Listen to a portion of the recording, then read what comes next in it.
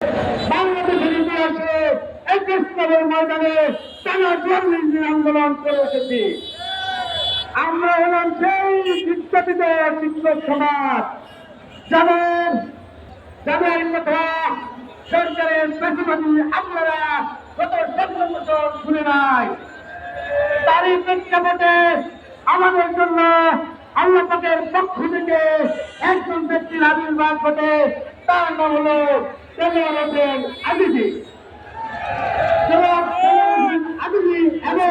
আমাদের জাতীয় গণতন্ত্র সংসদের অন্যতম আহ্বায়ক ঢাকা মহিলা কলেজের সম্মানিত অধ্যক্ষ, বাংলাদেশ বেসরকারি শিক্ষক ও কর্মচারী ফোরামের সম্মানিত সভাপতি অধ্যক্ষ মাইনুদ্দিন স্যার।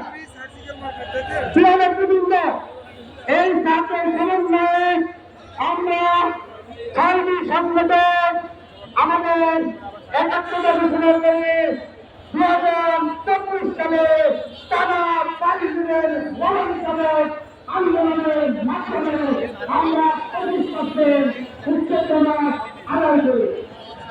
তাই আপনারা বিক্ষোভ করছেন, কোনো আন্দোলন সংগ্রাম ছাড়াই আমাদের দাবি আমরা আদায় করতে পারি নাই।